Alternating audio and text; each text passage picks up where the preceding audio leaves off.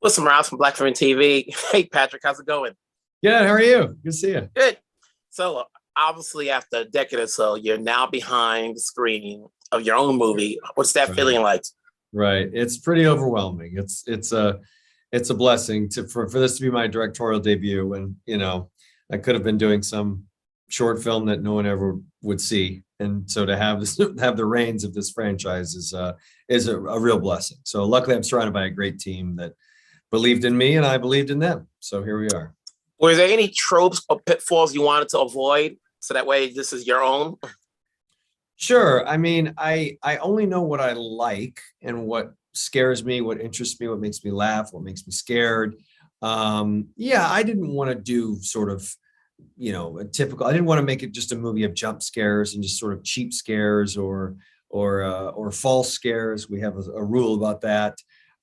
So I wanted different types. I wanted some that were more moody and some that were, not always on a level of 10 out of a scale of 1 to 10. I wanted some that were a little smaller and made you think it was, I didn't want to overpromise and underdeliver. So I picked a lot of different types of scares, more physical scares, more tonal scares, and then of course some good jump scares. So that at least kept me interested in wanting to do something different. How would you say Josh has grown throughout the years that we're getting him now? Obviously, you've been playing this role for such a long time. I Right. get confused. Is this The Conjuring or is this Insidious? It's the sideburns. If I don't have sideburns, I'm Josh Lambert. That's how I figure it out. No, he's a little more broken than he was in the second movie, and you figure out why. He's got this very strained relationship with his son, and he doesn't quite know why. He doesn't know where it went wrong. So a lot of the movie is just discovering what has made him have this fog really for the past several years. So that's sort of the exploration of the film. What do you prefer now? Now that you're behind the screen, and this is a certain genre and there's a base to it.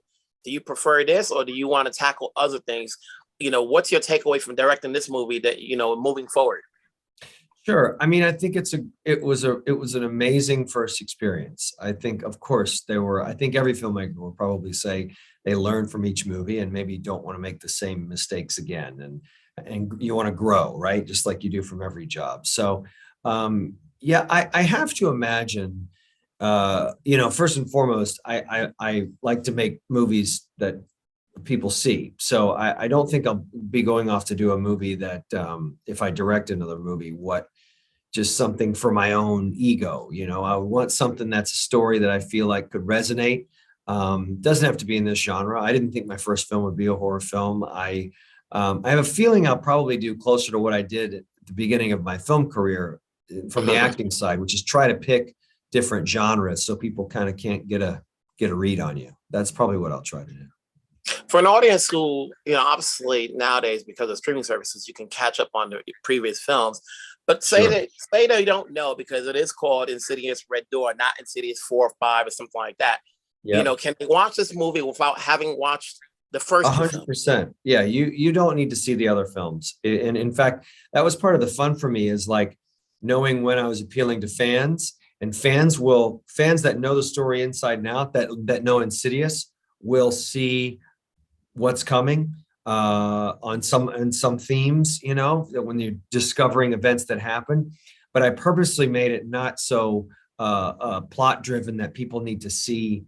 You don't need to come into the movie having seen the first two. I do something in the beginning of the film that kind of gives you an idea of who these people are and what they've been through. And then the discovery is just a little more fresh for those people. So there's plenty for both. And I did not want to make a movie just for people that were coming to see the fifth of a franchise. I like movies to have a wider audience.